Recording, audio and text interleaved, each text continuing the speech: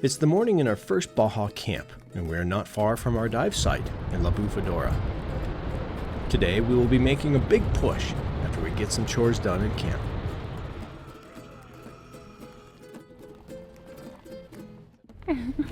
Get my good side. This is your moment, puppy. So every morning, what you should be doing, what we all should be doing, is checking our trucks before we push out, especially on a day like today where we're going to be driving a lot. Checking lugs, and I found this one.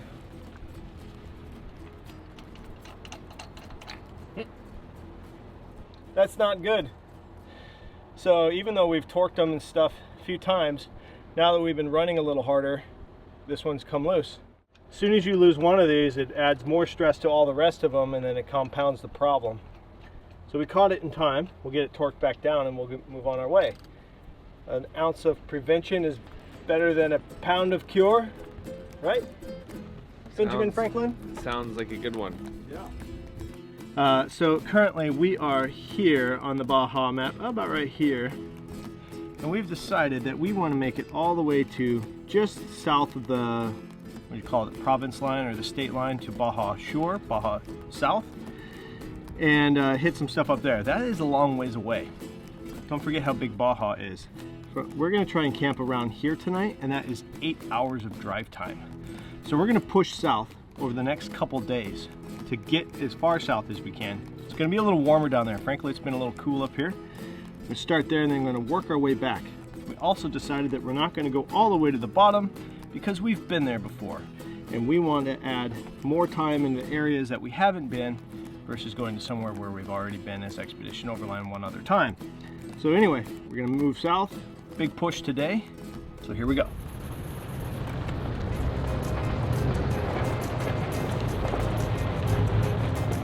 The Baja Special is presented by General Tire. Anywhere is possible. And in association with Patriot Campers and PCOR Systems. And Toyota, the official vehicle provider of XOverland. We are on the road, heading south through the desert, and so far we are blown away by this spectacular landscape. Deserts are incredible places. While they're often seen as dismal, desolate, and dry, there is a certain magic these mysterious landscapes hold. As adventurers infused by a spirit of inquiry, we tend to pursue these places that ignite our curiosity and compel us to venture further and outside the walls of our comfort zone to see what lies there, waiting to be explored. But blind curiosity can get you into trouble. So we're very fortunate to be sponsored by General Tires, and that gives us options on what tires we want to run. So for this Baja trip, we decided to run the ATX, the all-terrain tire, because an all-terrain tire has better flotation in sand than say like the X3 that's more of an aggressive tire. Frankly, they dig too well. So when you want to get into a lot of these beach camps and be in the sand, an all-terrain tire is the best choice. Also, a lot of times people think that when you air down a tire that it's getting wider. It's not getting wider. It's actually getting longer like a snowshoe. It's 20% width increase and 80% length increase when you air down. So that's where we're getting a much bigger footprint that allows the truck's weight to be distributed over a greater surface area and allows the truck to essentially float better instead of digging. We will use this new situation to get the Van Stralen boys up to speed on the trucks and show them how they feel in the sand. There's a lot to take in when you sit behind the wheel of one of these vehicles. The sand is actually better in the ruts. If you're in dunes, you want to stay out of ruts. But here on this road, it was firmer placement in the tire in the tracks. Yep. Okay, so first things first, let's make sure that our air compressor is built air in case we need the lockers. Okay. So go ahead and hit the air compressor switch. Can you scoot your seat forward? Okay, that'll build pressure. Okay, and we're just going to leave that on in case we need it. Go ahead and let them know that Samson's up. So you're going to be the third truck. Third truck, really soft. Mm-hmm. You're in 4 high. Okay. You may want to go to 4 low. So go to neutral. Okay. Yep. Push this down and go to 4 low. Okay. You're going to watch the indicate. Yeah, I heard it click. We're good. Okay. Vehicle skid control and all that stuff is turned off. And turn on ECT power. That always just seems to help. And then if we need crawl control, we have it, but let's turn that to mud and sand, multi-terrain select. Ease on into it. Yep, then stay in it. Go, go, go. More, more, more. A little more. There you go. Nice. Kind of hold that steering wheel a little loose, like you're holding onto eggs, and let it kind of move and float. As it wants to. Yep. So stay in it. Stay on the throttle. Nice. Are you feeling a difference with those tires? Yeah, definitely. Down. Yep. Stay on it. And you've got a hill coming up, so just stay on that throttle, and then keep him in mind in case he bogs out. Yep. All right, well, there's the ocean, guys. Nice. Awesome. Ryan gets a little overconfident and sees that he thinks that he can drive right down onto the beach.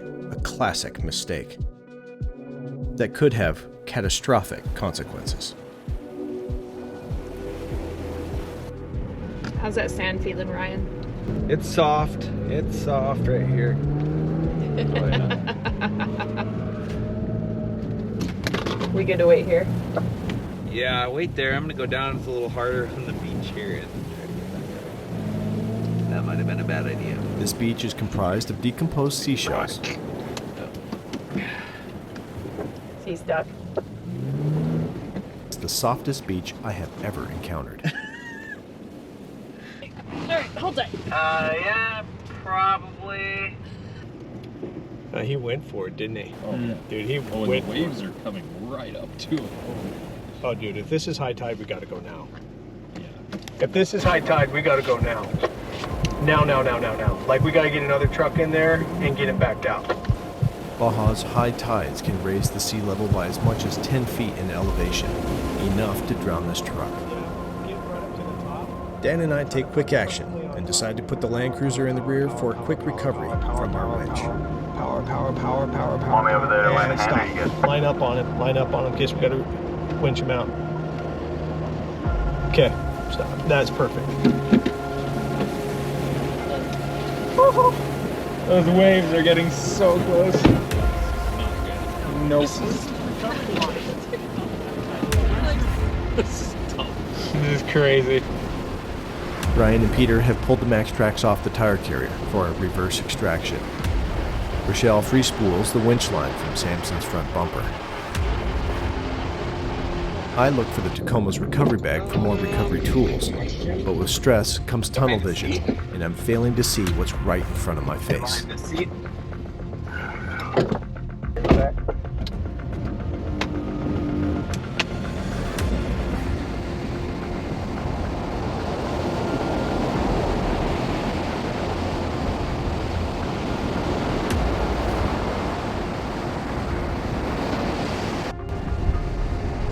Okay, we put a soft shackle in.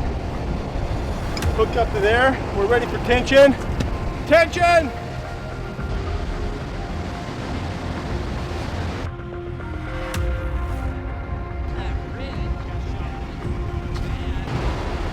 Mike, clear?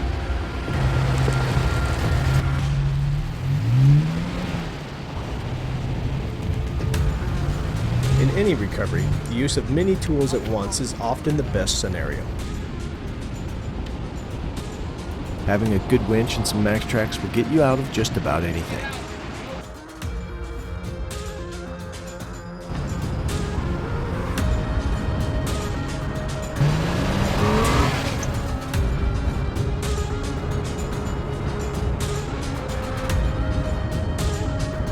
Alrighty, and tension.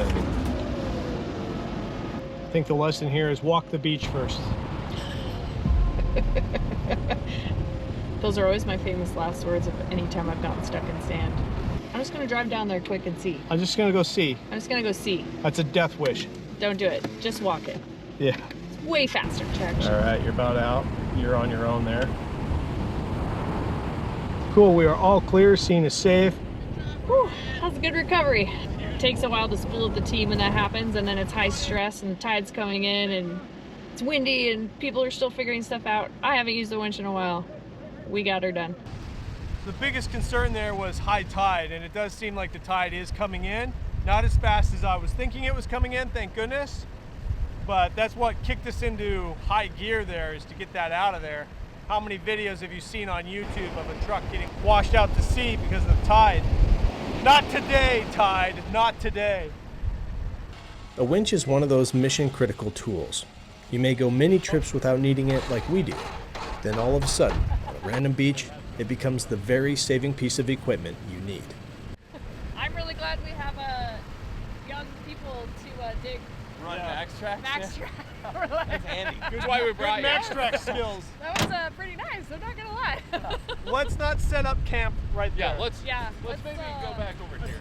Yeah, back over here. Let's go back over here. And then we're gonna do a full reset and learn where all of our gear is.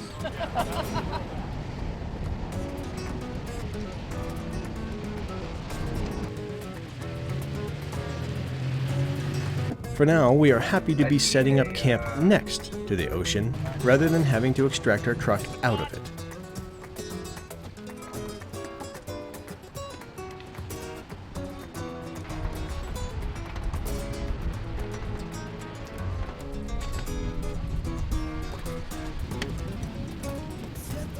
Now, as we are settling into camp, Rachelle has dinner on the grill and Ryan has margaritas in the making. I made a lot of fajitas last night, and we had lots of leftovers, which is awesome. And I'm just gonna add liquid eggs and make like a breakfast burrito scramble from breakfast for dinner. From Brinner. I like making margaritas with just tequila, lime, and agave. A lot of people use margarita mix. I think it's gross. So we don't have any ice tonight, but we're doing some fresh squeezed limes, some agave and tequila, and be perfect margaritas for a nice beach camp.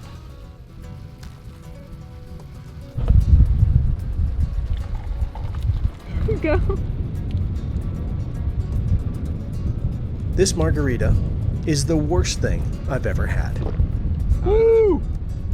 Good? I got it. You got a seed? Got a seed, but man, that is potent potables for 500.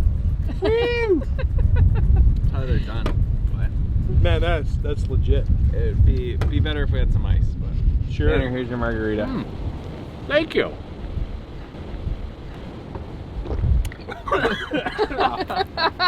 This trip is really taking off now, and it's becoming such an epic adventure already. But now we're going to get some good sleep and get ready for another epic day in Baja tomorrow.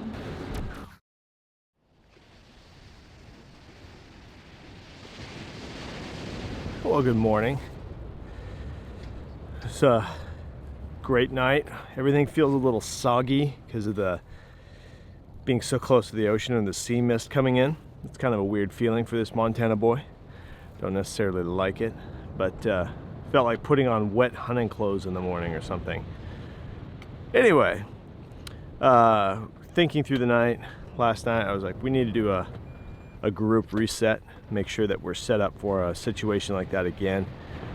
We gave ourselves like a C on the performance of getting that truck out, and it was mostly just due to not knowing where stuff was.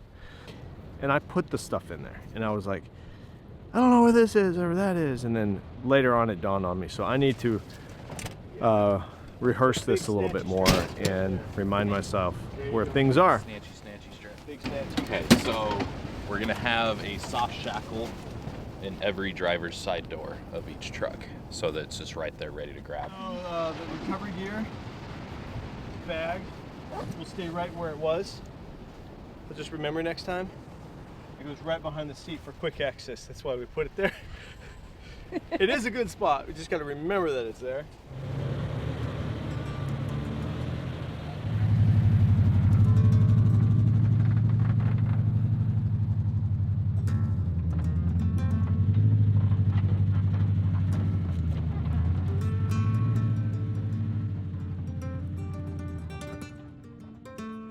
As we near San Ignacio, the arid central desert terrain gives way to a large grove of lush green date palms, a beautiful oasis which encompasses the small historic town.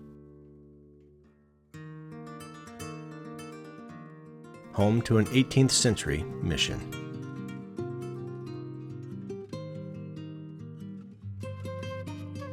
The mission San Ignacio was founded by the Jesuit missionary Juan Bautista de Luillando in 1728.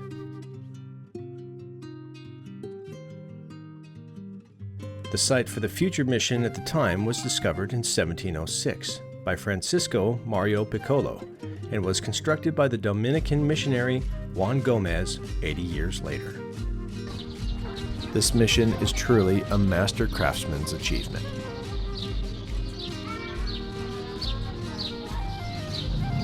They would have to create the bricks and mortar and everything else for this, build walls around it, and that entire structure with all its detail and beauty. We are all hungry for some delicious Mexican food, so we stopped for lunch at the restaurant Mexicano Rancho Grande. Did you guys go to Baja? Excellent. Yeah, really good. After lunch in San Ignacio, we begin our journey across the Baja Peninsula, up over the mountains, to the Sea of Cortez. This little town is beautiful. Yeah, it is. We were just both saying this would be a great little town to spend a couple days in, you know? For sure. Pretty neat. Pretty neat. If you're driving through or just passing through, at least stop for like breakfast or lunch. They have all these awesome little restaurants and patios. We ate at the restaurant Bar Rancho Grande. It's good. Ryan's We'll know nachos. for sure tomorrow if it was good, but it was pretty good. It's pretty good. We'll have to cross many miles of remote and rugged trails over the next few days, and the daunting risk of running out of water is on our minds as we head deeper into the hot, dry desert. Along the way, we are hoping to find the ruins of the Mission San Pedro Martyr, which was established in 1794, deep in the Sierra San Pedro Mountains.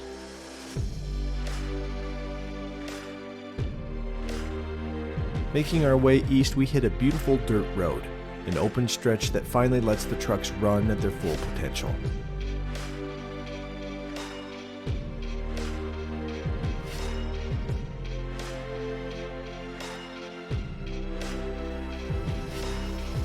Along the trail, we come across an oasis of lush palms and various streams of water in the middle of the desert. This little beautiful paradise is among the conservation efforts of Baja. Mexico has made good strides in conservation of wetlands and deserts alike, ensuring discoveries like this for generations to come.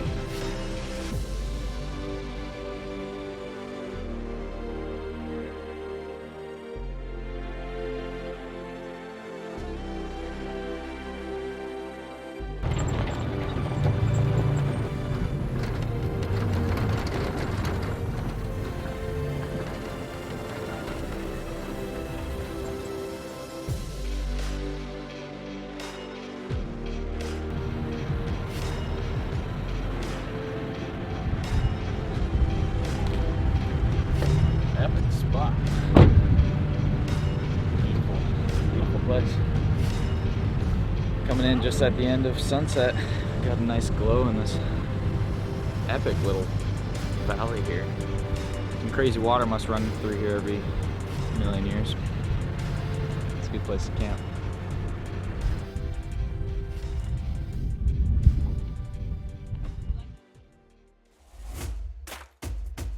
The map says that today will be a monster of a day.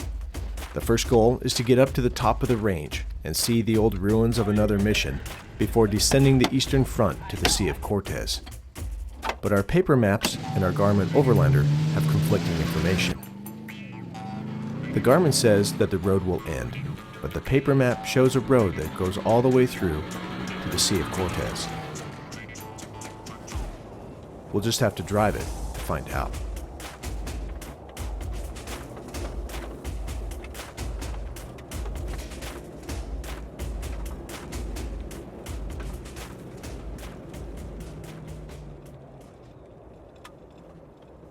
This road is incredible, remote, and very quiet. We should be coming into San Pedro soon if that's a town. Yeah. If we're on the right road. If we're on the right road. As we are nearing San Pedro, We noticed the map showing our route appeared to end in the middle of the desert and doesn't take us over the mountains to the east coast as we had expected. However, our paper map does show it. We decide to keep going to San Pedro as we have come all this way, and we're hoping that it's just a section of road that hasn't been mapped yet. Hola. San Pedro? Gracias. Gracias. Feels good mingling with these laid-back country folk, don't it, Hare? Sure does, Lloyd.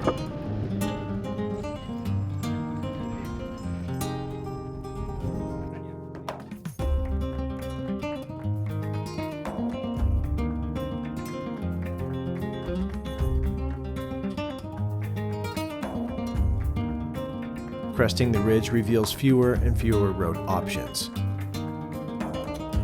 With doubts setting in, we phone a friend on the sat phone, a Mr. Kurt Williams, back in the States. You getting good intel from Kurt? He was trying to find us. He said he didn't see a road on the map he had up that went all the way through, but he was checking another map and then lost satellite. Copy. I'll look for his messaging on this and reach if he gets back. Calling him back again here. I just got satellites again. The way I show it, if you guys keep heading east, you're kind of in a fork right there where it's showing on mark, but if you keep heading directly east, you'll go through like San Marcos Viejo and La Fuerza, and then you'll come all the way out to La Casa, San Pedro, and that's the road that takes you into Guadalupe.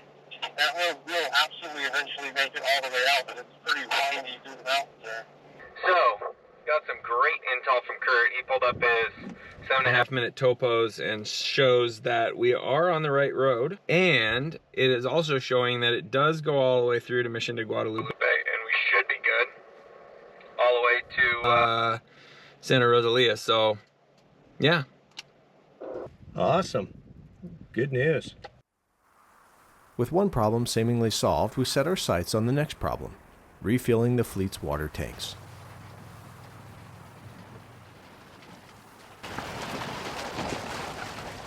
We chose this water because it comes right out of the ground, which means it came through a bunch of gravel, rock from underground. This is the best filtered water that we've seen so far, naturally filtered.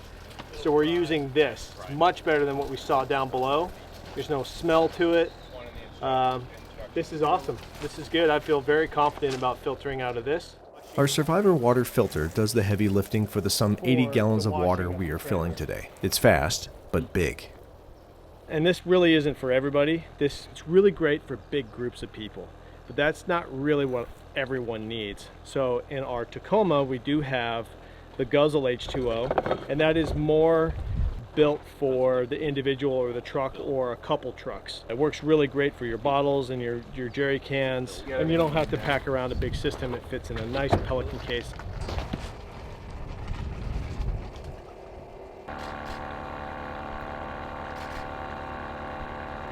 For me, at least this system is what I want in my truck. Big camper systems on a big trip like this, especially an international trip. It's really good peace of mind. So there's our water tank level. We went from red all the way up, 18 gallons, topped off, ready to go. And then I'll show you where and how we check the PCOR water, because it has a gauge on it as well. In here with all the camera gear, we have a water level indicator, and that's all full.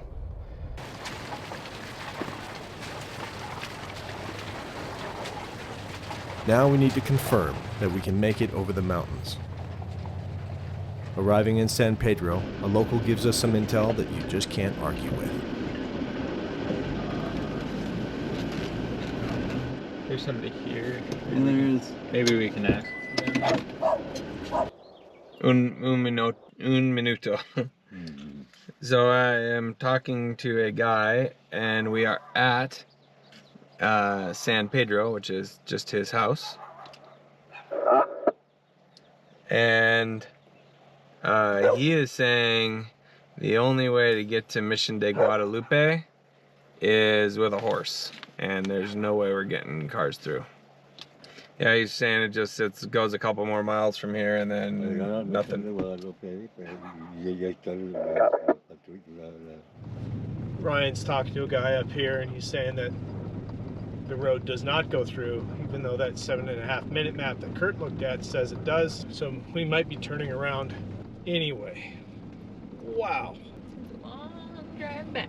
It's a long drive back. Like 5 hours.